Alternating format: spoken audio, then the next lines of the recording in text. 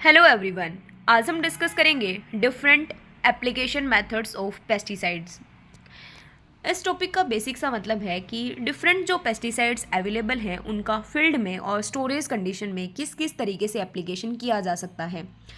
कभी कभी हम डायरेक्ट सोइल में एप्लीकेशन करते हैं, कभी उससे सीड ट्रीटमेंट कर देते हैं, कभी या फिर इसे सीड ड्रेसिंग भी बोला जा सकता है, कभी हम रूट डिपिंग का मेथड यूज़ करते हैं, डस्टिंग कर सकते हैं, स्प्रेइंग कर सकते हैं। तो यहाँ पर बहुत सारे सेवरेबल मेथड्स हैं जिनको कि हम पेस्टिसाइड एप्लीकेशंस के लिए यूज़ करते हैं, जिसमें सबसे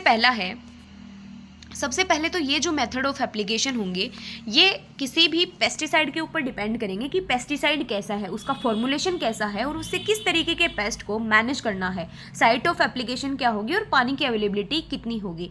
इन सारे फैक्टर्स के ऊपर डिपेंड करता है कि हम पर्टिकुलर कौन सा एप्लीकेशन मेथड यूज़ कर रहे हैं पेस्टिसाइड का। सबसे फर्स्ट मेथड है डस्टिंग। डस्टिंग आप सब जानते होंगे। डस्टिंग को मॉर्निंग आवर्स में जनरली अप्लाई किया जाता है और इसको मैन्युअली कर सकते हैं या फिर डस्टर्स जो इक्विपमेंट आते हैं उनकी हेल्प से भी कर सकते हैं। बेसिकली इसको सॉइल के जो इंसेक्ट हैं उनको कंट्रोल करने के लिए यूज़ किया जाता है। नेक्स्ट मेथड आता है स्प्रेइंग मेथड। इसमें आपको ध्यान रखना है कि हम 3 तरीके से स्प्रेइंग कर सकते हैं: high volume spraying, low volume spraying and ultra low volume spraying. इसमें आपको स्प्रे फ्लूइड की क्वांटिटी ध्यान में रखनी है कि कितना स्प्रे फ्लूइड हम यूज़ कर सकते हैं। हाई वॉल्यूम स्प्रेइंग में जनरली 500 लीटर तक लेते हैं या more than 500 litre. Low volume spraying में 40 to 60 litre. Ultra low volume spraying में 2 to 4 लीटर यूज़ करते हैं, ये आपको ध्यान में रखना है। हाई वॉल्यूम स्प्रेइंग को बेसिकली हम नैपसैक इक्विपमेंट से कर सकते हैं, लो वॉल्यूम स्प्रेइंग को पावर स्प्रे से। तो इस तरीके से स्प्रेइंग की प्रोसेस या स्प्रेइंग के थ्रू पेस्टिसाइड्स का एप्लीकेशन किया जाता है। नेक्स्ट आता है ग्रेन्युलर एप्लीकेशन। ग्रेन्युलर का मतलब है ऐसे पेस्टिसाइड्स का एप्लीकेशन करना जो कि हाईली टॉक्सिक्स होते हैं और ग्रेन्यूल्स फॉर्म में प्रेजेंट होते हैं। ये ग्रेन्यूल्स डायरेक्टली या तो सोइल में अप्लाई किए जाएंगे या फिर प्लांट पार्ट के पास अप्लाई किए जा सकते हैं। अब ग्रेन्युलर एप्लीकेशन के काफ़ी सारे मेथड्स हो सकते हैं। सबसे पहला है ब्रॉडकास्टिंग।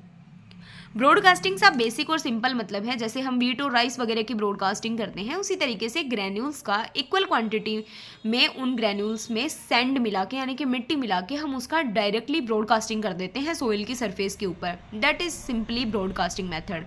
नेक्स्ट आता है इन फरो मेथड। इन फरो मेथड में क्या होगा, शोइंग के टाइम पे ही हम फरोज में ग्रैन्यूल्स को अप्लाई कर देते हैं और सोइल को कवर कर देते हैं इरिगेशन से पहले।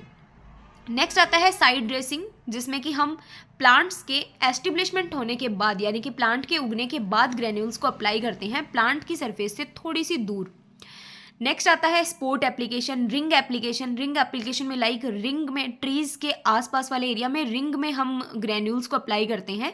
ये बेसिकली फ्रूट ट्रीज के लिए यूज़ किया जाता है। नेक्स्ट है रूट जोन एप्लीकेशन कर सकते हैं, लीफ वॉल एप्लीकेशन कर सकते हैं और प्रालिनेज भी है।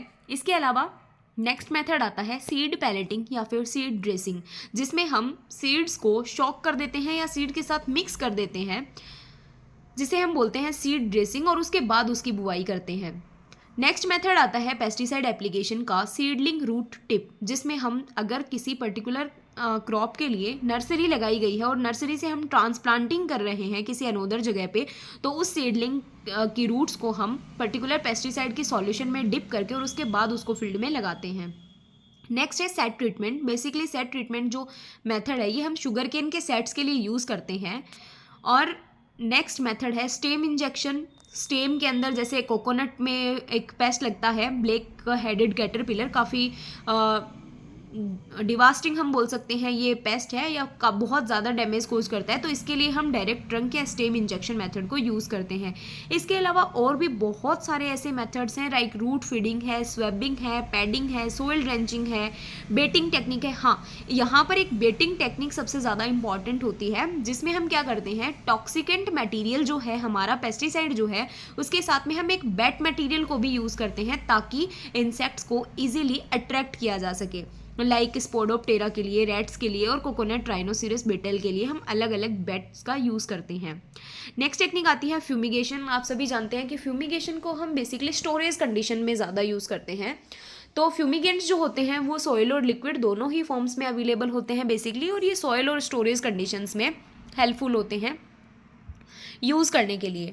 तो वैसे तो यहाँ पर नंबर ऑफ मेथड्स हैं पेस्टिसाइड्स के एप्लीकेशन के लिए, पर आपको जो सबसे ज़्यादा ध्यान में रखने हैं वो रखने हैं कि एक तो ग्रैन्यूल्स में अगर हम बात करें तो हम ब्रॉडकास्टिंग कर सकते हैं, हम सीड ड्रेसिंग कर सकते हैं, और इसके अलावा शुगर केन की पर्टिकुलर बात करें तो सेट ट्रीटमेंट हम कर सकते हैं। ये सारे मेथड्स आपको ध्यान में रखने हैं।